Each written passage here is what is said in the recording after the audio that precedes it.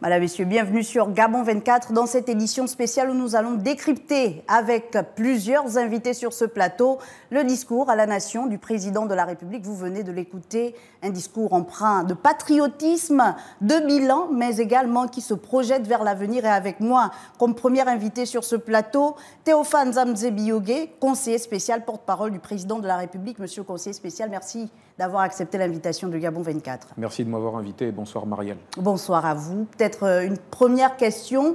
Quelle est votre lecture par rapport à cette adresse à la nation ? Je pense que c'est une adresse à la nation qui fait figure de bilan. Je pense que c'est une adresse qui met en avant les principaux défis, mais aussi les principaux accomplissements de ces 100 premiers jours de magistère, puisque la célébration de ce 65e anniversaire de l'accession de notre pays à la souveraineté internationale concorde avec le baromètre symbolique des 100 jours de magistère du président de la République, chef de l'État, chef du gouvernement. Et donc c'est un discours qui englobe tous ces aspects-là, des aspects politiques, économiques, sociaux et culturels aussi. Et donc nous aurons l'occasion d'aborder différents aspects, différentes inflexions de ce discours pour pouvoir édifier les Gabonais sur la vision et la politique du président de la République. On l'a vu, le président cite plusieurs pères fondateurs de la République, plusieurs héros également de notre nation. C'est assez particulier, des personnes parfois mises aux oubliettes. Oui, le président de la République se positionne d'abord en héritier d'une longue histoire qui commence avant le 17 août 1960 en réalité, puisqu'il y a eu une histoire qui a été incarnée et animée par des acteurs, comme vous le dites, qui ont parfois été oubliés. Donc les précurseurs de ceux qui ont eu à diriger le Gabon, donc les résistants à l'implantation coloniale, Wongo, les Nyonda Makita, les Manotol, qui a récemment été honoré d'ailleurs à Njolé, avec l'édification d'une statue. Et donc, c'est autant d'acteurs, après ces derniers donc, que je viens de citer, il y a les acteurs de la quête de l'indépendance et de l'acquisition de l'indépendance, au premier chef desquels feu le président Léomba, et puis il y a eu ceux qui ont combattu pour le retour du multipartisme dans notre pays dans les années 90. Et donc tous ces acteurs-là méritent aujourd'hui d'être salués. C'est tout le sens de ces propos du président de la République qui se positionne en héritier, qui est conscient de cette charge symbolique et historique et qui est conscient surtout des défis qui nous restent à célébrer, à relever par l'action qui est menée à la tête du pays, par lui-même et par l'ensemble de ceux qui incarnent aujourd'hui les pouvoirs publics. Et c'est assez intéressant, monsieur le conseiller spécial, puisque nous sommes à l'orée donc de ce 65e anniversaire de la célébration de notre indépendance. On l'a vu, le Gabon a parcouru plusieurs étapes, vous avez cité quelques-unes. On est passé par, oui, on peut le dire, le coup d'État manqué de 64, l'accession d'Omar Bongo au pouvoir, le décès de Léomba bien sûr, le multipartisme et on arrive en 2023, la transition. Plusieurs Gabonais se posent encore la question dans l'opinion. Quand on voit surtout les députés et les sénateurs, on les appelle encore députés de la transition, sénateurs de la transition. Est-ce que pour les prochaines élections, tous les mécanismes sont mis en œuvre pour que tout se passe comme convenu ? Alors c'est l'une des principales et des premières inflexions majeures du discours du chef de l'État que nous venons de suivre, cette question politique qui est importante. Voyez-vous, nous attendons des élections législatives, locales et même sénatoriales aussi d'ici cette fin de l'année.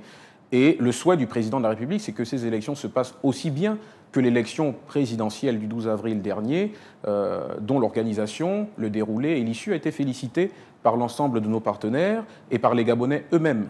Et donc, il est évident que le président de la République espère que ces scrutins, ces consultations électorales se passent tout aussi bien. Je sais que les autorités compétentes, en plus du président de la République, le ministre de l'Intérieur, mettent tout en œuvre pour que ce processus-là se passe dans le calme. Les enjeux sont importants parce que nous avons vécu le 12 avril dernier une élection présidentielle historique avec un score tout aussi historique qui engage le président de la République, qui l'engage devant la nation. Et donc là, il est question, d'ici cette fin d'année, de parachever, si vous voulez, le chantier de la restauration des institutions, puisque que ce soit l'Assemblée nationale, le Sénat et les délégations spéciales sont encore, comme vous le dites, des institutions de la transition. Il faut parachever cette œuvre de restauration des institutions, de transition vers le nouveau Gabon dans ses aspects institutionnels.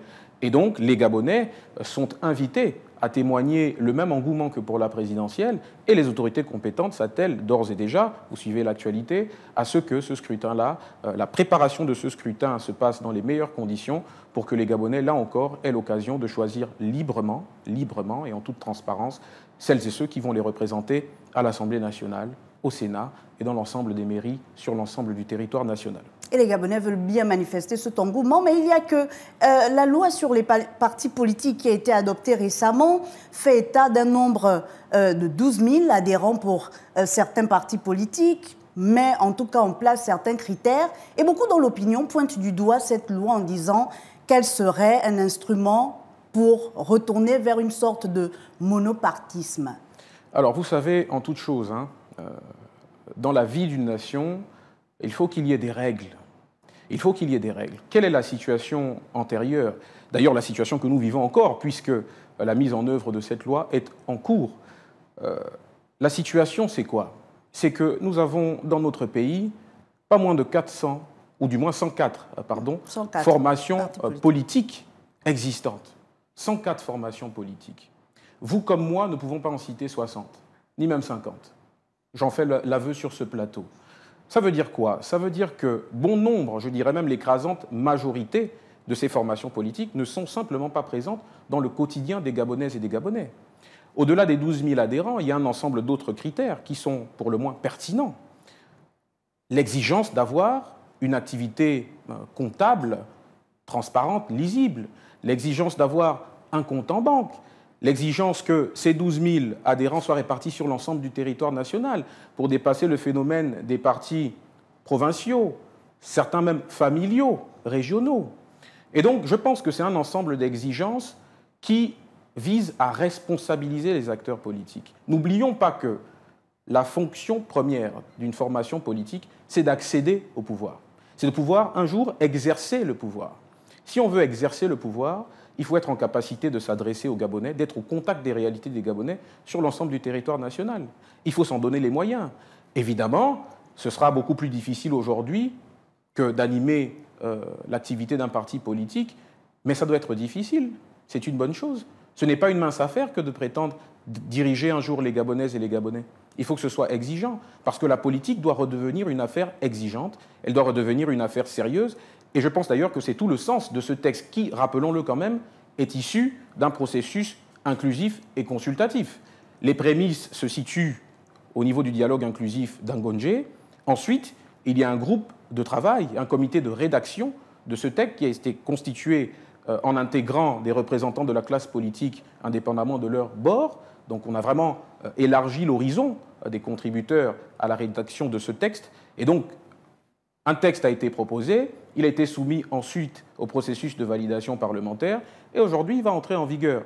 Et donc, charge donc aux différentes formations politiques qui ont, rappelons-le quand même, 2 ans pour se mettre à niveau, pour s'adapter, charge à elles, de s'adapter à la nouvelle donne et de représenter les Gabonais avec beaucoup plus de dignité, avec beaucoup plus de sérieux et d'engagement.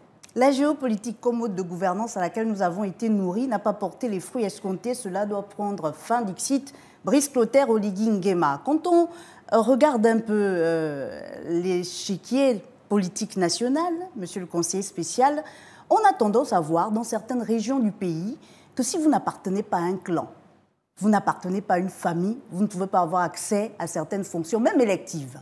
Est-ce que, par rapport à ce discours, on sort véritablement de cette géopolitique-là, ou est-ce que là, encore une fois, comme les Gabonais l'ont souvent vu, ce n'est qu'un discours à la veille d'un 17 août, et demain, quand on passera aux législatives, un membre issu d'un tel canton minoritaire ne pourra pas accéder à une telle ou telle autre fonction? Alors une partie de la réponse que je vais vous faire à cette question se trouve dans ma réponse précédente. Il y a un dispositif qui a été mis en place et qui contribue en réalité au règlement de cette question de la géopolitique, mais les mécanismes d'application telle que vue au Gabon, s'en est terminé des baronnies politiques, parce que ça aussi, ça participait à cet esprit de la géopolitique à la gabonaise. Nous n'avons pas inventé ce mot, nous l'avons tropicalisé en y mettant des formes qui ne correspondent plus aujourd'hui aux aspirations des Gabonaises et des Gabonais. Il faut en finir avec cette logique des baronnies politiques où des talents, jeunes ou moins jeunes, ne peuvent pas émerger du fait qu'il y a des baronnies politiques qui se sont installées, non pas forcément sur la base de la compétence, non pas simplement sur la base du contact avec les Gabonais et l'approbation des Gabonais, mais simplement sur un ensemble de prébendes, sur des critères, parfois financiers, parfois autres, mais qui ne correspondent pas aux aspirations actuelles des Gabonaises et des Gabonais. Donc c'est un engagement que le président de la République réitère en réalité, parce qu'il a déjà pris et il l'assume. Le processus en cours par rapport à la loi sur les partis politiques y contribue aussi. Donc ce ne sont pas des vœux pieux, ce ne sont pas de vains mots. Le président de la République a commencé à travailler à la résolution de ce problème, parce que c'est un problème par rapport à l'œuvre d'édification démocratique dans laquelle le chef de l'État est engagé. Et donc, il y a des éléments concrets qui permettent quand même de témoigner de ce que, avec la nouvelle configuration de l'espace et de l'échiquier, pour reprendre votre mot, de l'échiquier politique national, avec cette reconfiguration, ce genre de phénomène, cette géopolitique à la gabonaise, les effets en seront manifestement et significativement tempérés. Alors, le président de la République n'a pas fait qu'évoquer la question politique, mais faisons un parallèle avec l'éducation. Calendrier politique, calendrier scolaire, on a l'impression qu'on se chevauche un peu. Les élections législatives et locales sont prévues pour fin septembre, début octobre. La rentrée des classes, elle est fixée pour le 1er septembre. Plusieurs parents d'élèves se posent la question. Inscrits, certainement à l'intérieur du pays, d'autres même étant sur les listes pour concourir à ces élections-là. Comment ça va se passer? Est-ce qu'on va s'attendre à avoir encore un mois de vacances scolaires comme ce fut le cas pour l'élection présidentielle? Qu'est-ce qui est prévu? Si c'est le cas, la ministre en charge de l'Éducation nationale en fera l'annonce. Mais dans tous les cas, il n'en est rien. Est-ce qu'il ne fallait pas repousser la rentrée scolaire?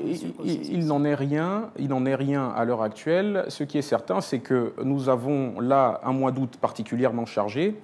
Il ne vous aura pas échappé qu'aujourd'hui, les célébrations relatives au mois d'août autour de la question de l'indépendance se prononcent jusqu'au 30 août, puisque le 30 août, nous avons la célébration de la Journée nationale de la libération.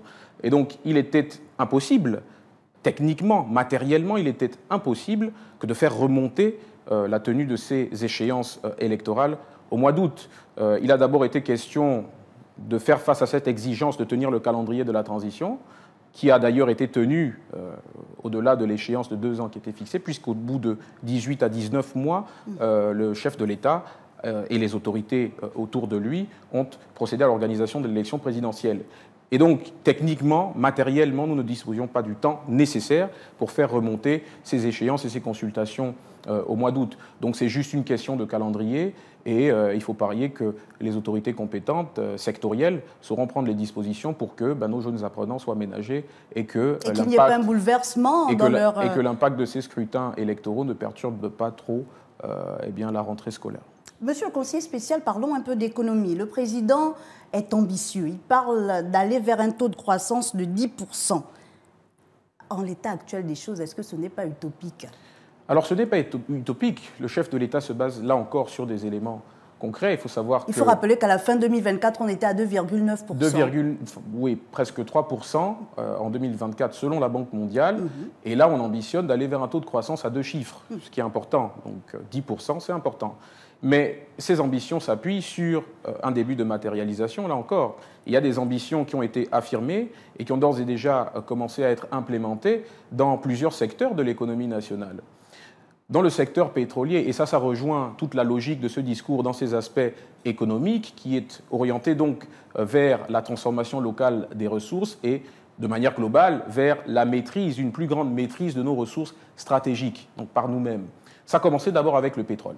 Dans le secteur pétrolier, à travers le bras séculier de l'État en la matière qui est Gabon Oil Company, il a été procédé au rachat de la compagnie Assala, Tullow Energy a suivi. Et donc il y a une affirmation déjà à ce niveau de cette volonté de souveraineté. Au-delà du secteur pétrolier, il y a aussi le secteur minier, qui est un secteur à très très forte valeur ajoutée, surtout avec le schéma qui est mis en place par les autorités compétentes et donc par le président de la République, avec l'interdiction de l'exportation du manganèse brut à l'horizon 2029. Donc c'est entre autres choses sur ce genre d'initiative qui, là encore, on connaisse un début de matérialisation, notamment au niveau de l'organisation du cadre réglementaire et législatif, pour permettre à nos différents partenaires, aux différents acteurs de ces secteurs-là de s'impliquer dans une logique gagnant-gagnant. Là encore, ça a été rappelé par le chef de l'État. Ces éléments-là font partie, entre autres, du dispositif qui est mis en place pour permettre de booster la croissance du Gabon et d'atteindre, de réaliser ce taux de croissance à 2 chiffres. La transformation des matières premières, on entend bien, mais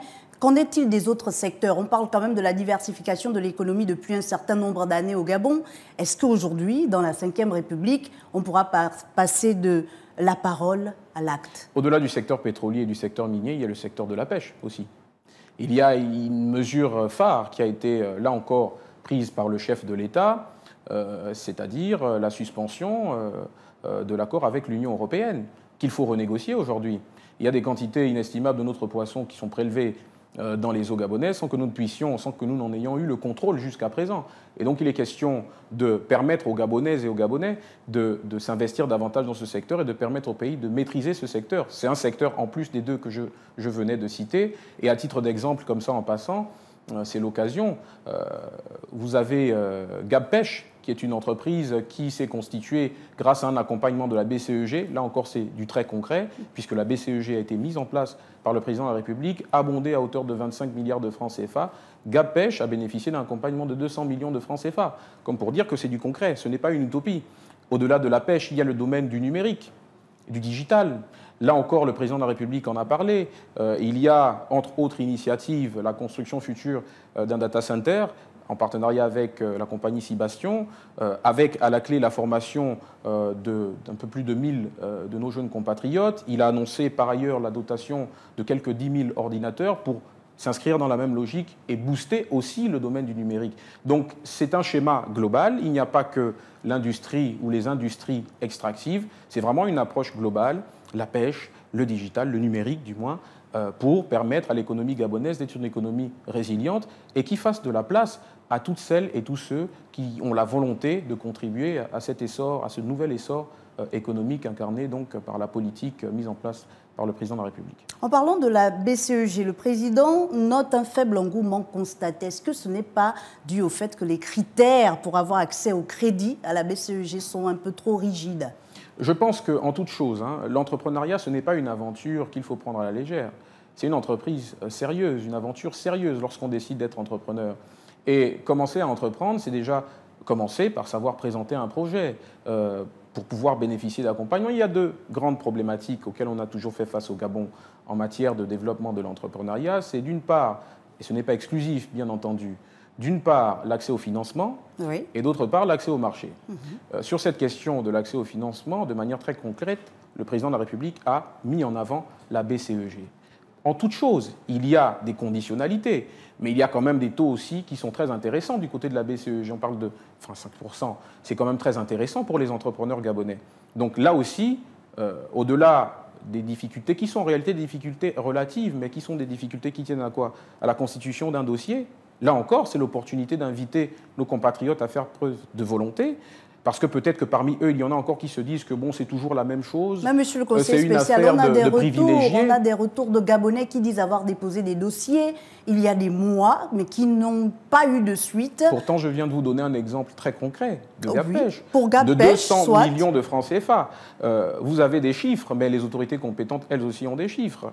Enregistrent l'activité de cette entité, qui est une entité nouvelle, et aujourd'hui, il est question de favoriser sa montée en puissance et son déploiement sur l'ensemble du territoire national pour que les entrepreneurs du Gabon qui se trouvent à Lambaréné, Tchibanga, Port-Gentil puissent bénéficier de ces services-là. Donc je vous dis, c'est quelque chose de très concret qui est à la disposition de tout le monde, pour peu qu'on ait la volonté, pour peu qu'on en finisse avec cet état d'esprit défaitiste qui consiste à considérer que c'est toujours une affaire de privilégiés. Non, ce n'est pas toujours une affaire de privilégiés, c'est l'affaire de toutes les Gabonaises et de tous les Gabonais, pour peu qu'on ait la volonté de suivre les procédures et de solliciter l'accompagnement de l'État par rapport au projet qu'on a envie de déployer. Le chef de l'État parle également d'un plan de développement communautaire. En quoi sera-t-il différent de la mise en œuvre de la décentralisation?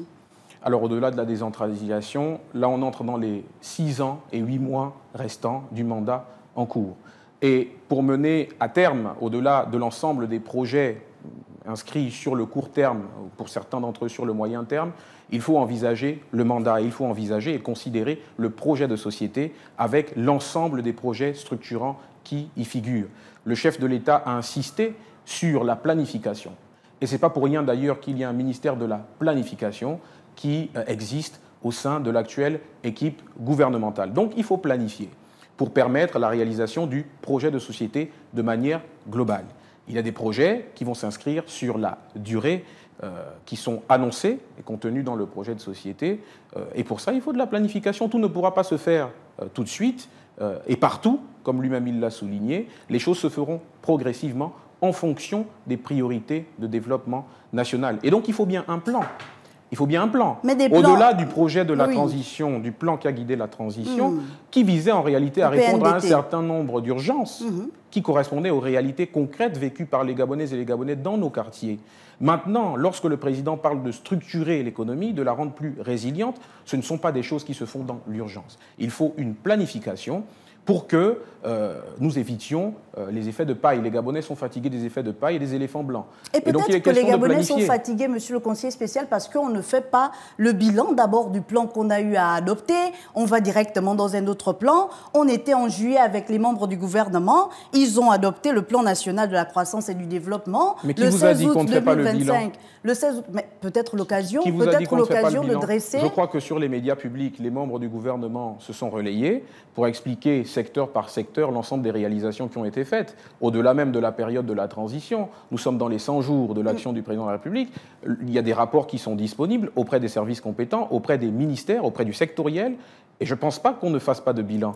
Les membres du gouvernement sont d'ailleurs à votre disposition, mais je crois qu'il y a un ensemble d'exercices qui ont été faits, des exercices médiatiques, où les Gabonais ont pu avoir accès. Alors d'un côté, monsieur le conseiller spécial, on a le plan national de la croissance et du développement pour bien comprendre. D'un autre côté, le plan de développement communautaire. Comment vont s'articuler les différents axes de ces différents plans pour les mettre en œuvre ?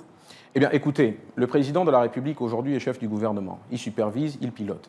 Les membres du gouvernement assument toutes les charges qui correspondent donc au sectoriel. Il y a un ministère de la planification, comme je vous l'ai dit. L'une des responsabilités ou l'un des rôles, l'une des fonctions de ce ministère de la planification, c'est aussi de veiller à cet agencement parfait de l'ensemble des politiques publiques qui sont mises en œuvre. Il n'y a pas deux entités qui déploient des projets ou qui déploient des programmes au bénéfice des Gabonaises et des Gabonais. Il n'y a pas d'une part la présidence de la République et d'autre part le gouvernement. Il n'y a pas deux plans différents mis en œuvre par des entités différentes. Il y a un projet de société qui doit être réalisé en coordination avec méthode. Et cette méthode-là sera portée et traduite par l'ensemble des ministères, par l'ensemble du sectoriel, avec cette logique de planification qui est incarnée par un ministère dédié. Donc la question de l'indépendance, et ce sera peut-être la dernière question, monsieur le conseiller spécial, avant de laisser votre place à un des membres du gouvernement, c'est à l'orée donc de cette célébration, s'est posé cette question sur ce plateau. Le Gabon, est-ce qu'il peut se revendiquer aujourd'hui d'être indépendant ? Je pense que l'indépendance, vous savez, c'est un peu comme en philosophie. On est toujours en chemin, on n'est jamais arrivé. L'indépendance est une conquête de tous les jours. L'indépendance, par l'accession de notre pays à la souveraineté internationale, a été acquise par les pères fondateurs de la nation. Et je crois que si vous avez bien suivi le discours du président, il donne une nouvelle interprétation possible. Il propose une nouvelle interprétation de cette indépendance lorsqu'il insiste sur la transformation des ressources, lorsqu'il insiste de manière globale sur les aspects économiques. Il est question, maintenant que nous sommes indépendants, que nous jouissons d'une identité internationale juridique, internationale, maintenant que nous avons accédé à la souveraineté internationale, il est question de conquérir aussi d'autres formes d'indépendance. Il est question de maîtriser tous les leviers avec des partenaires susceptibles et désireux de nous accompagner, mais de maîtriser un peu plus tous les leviers de notre devenir. Et notre devenir passe par l'économie. Je pense que c'est l'un des messages que le président de la République a voulu véhiculer par cette adresse solennelle à la nation. Il est question de conquérir cette indépendance-là aussi, au-delà du folklore, au-delà de la célébration des éléments historiques et symboliques. Il est question de la conquérir aussi dans la réalité économique, par l'entrepreneuriat, par la transformation de nos ressources naturelles et par l'implication des Gabonaises et des Gabonais qui sont invités à prendre part à cette merveilleuse dynamique. Théophane Zamzé-Biogé, nous vous remercions pour votre passage sur ce plateau. Je rappelle que vous êtes conseiller spécial, porte-parole du président de la République. Mesdames, Messieurs, cette édition spéciale se poursuit avec des membres du gouvernement, comme je vous l'ai annoncé, qui se succéderont sur ce plateau. Je vous laisse avec cet extrait de l'allocution du président de la République. On se retrouve juste derrière.